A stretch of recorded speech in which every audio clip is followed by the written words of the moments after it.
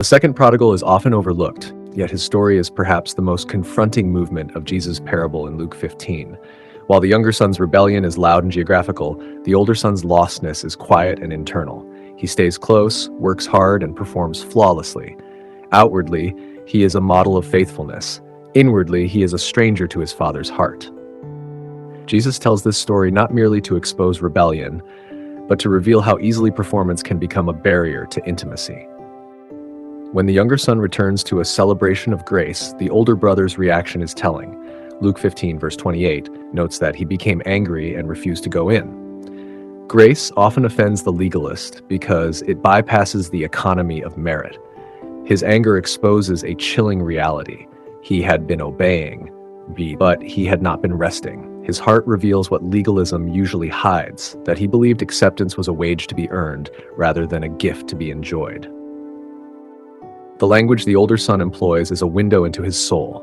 He tells his father in Luke 15, verse 29, "Look, all these years I've been slaving for you and never disobeyed your orders, yet you never gave me even a young goat so I could celebrate with my friends."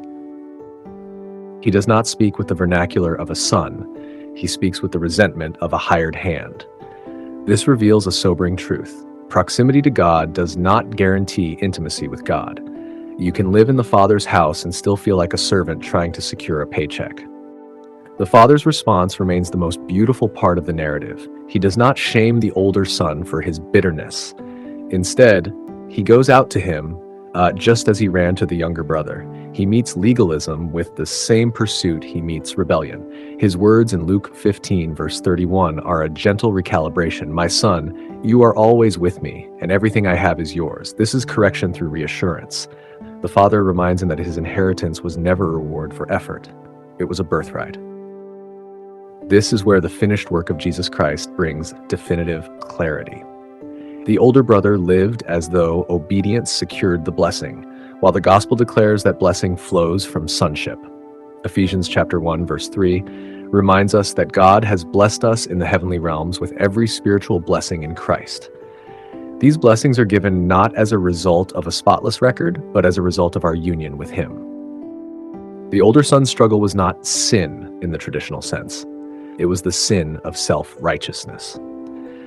As Romans chapter 10, verse 3 describes, it is the exhausting effort of those who, not knowing the righteousness of God and seeking to establish their own, they did not submit to God's righteousness. He didn't trust the Father's character. He trusted his own resume. Grace dismantles this system entirely because it removes leverage. In the Father's house, there is no room for competition, only communion. The tragedy of the second prodigal is that he stood outside in the cold while the party was happening within. The inheritance was already his, yet he couldn't enjoy it because he was too busy trying to buy what had already been given. This story invites us to a moment of radical honesty. Are we living as heirs or as laborers hoping our faithfulness will finally be validated? The Father has never been impressed by our performance. He has always been moved by our presence. The invitation remains open. The Father is still standing outside, still pleading, still welcoming. Grace is not only for the one who wandered into the far country, it is for the one who stayed home and forgot they were already loved.